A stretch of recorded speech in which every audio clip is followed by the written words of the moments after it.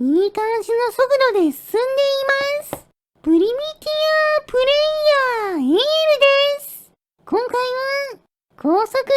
車を作ってみようと思います。最近発見されたバグ技と昔のバグ技を組み合わせて限界を超えた速度で走らせてみようと思うので、うまくできたらチャンネル登録してもらえると嬉しいです。それでは作っていきましょう。まずは最近黒崎さんが発見した長いものの重心をオブジェクト描画距離の外に持っていくと物が消える現象を利用してこんな感じでベアリングの間に軸を5本挟んだものをベアリングの軸だけを消して外輪2つをフリーにしましょう。その後外輪同士を90度ずらしてくっつけたらオブジェクト描画距離を注意にして消した軸を表示させると、よし、外輪が元に戻ってくるくる回っています。この状態でベアリングの軸が回転できるように部品を追加していきましょう。よし、できました。外輪は RPM で回っていますが、軸の方も回転できるように部品を外して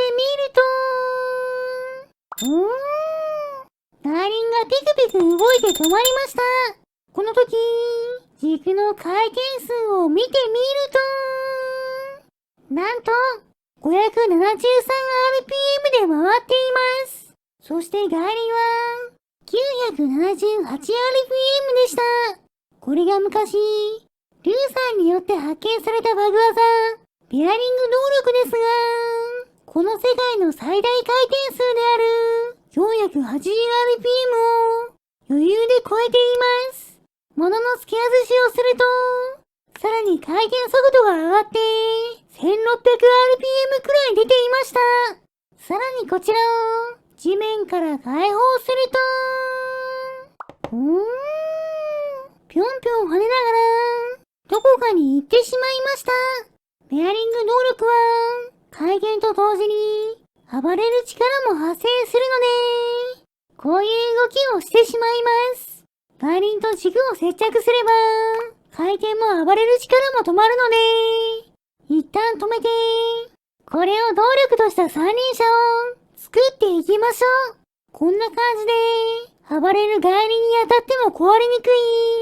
大きめのゴムをフレームにして、さらに誰だけ壊れないように干渉しそうな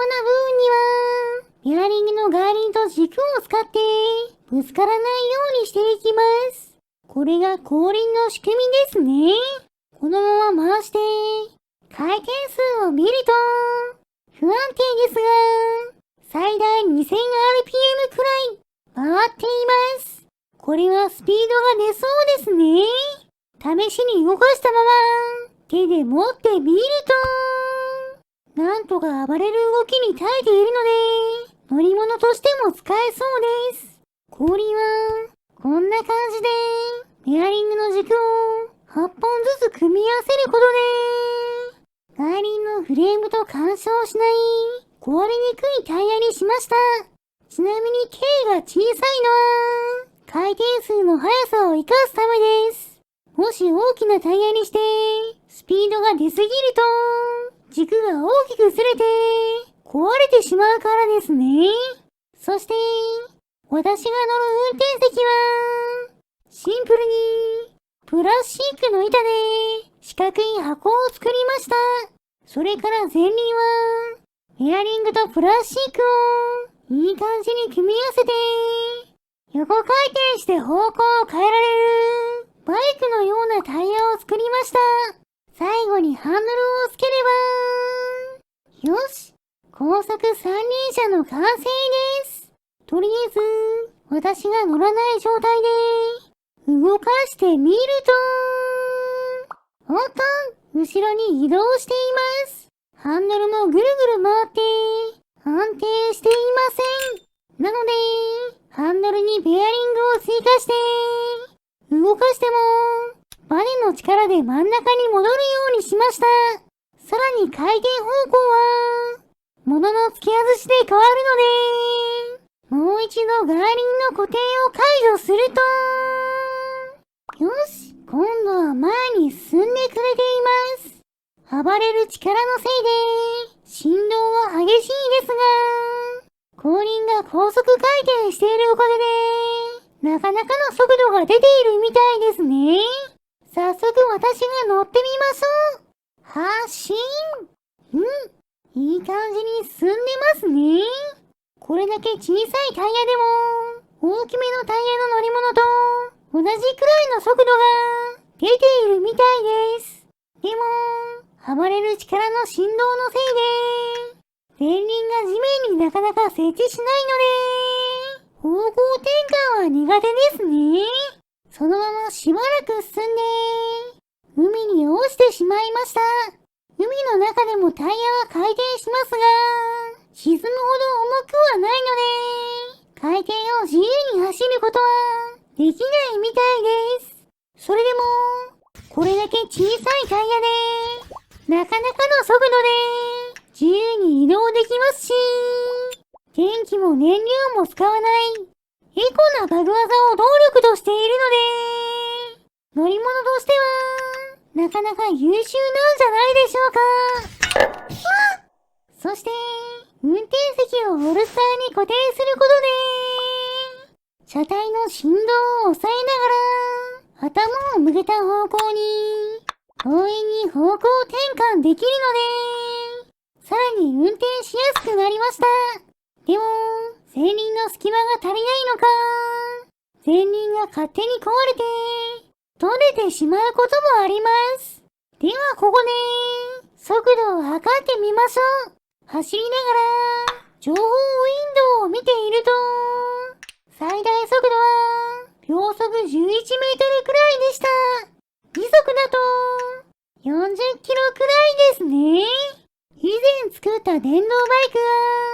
が、同じくらいの最高速度だったので、このタイヤの大きさでこの速度は、なかなか優秀なんじゃないでしょうか。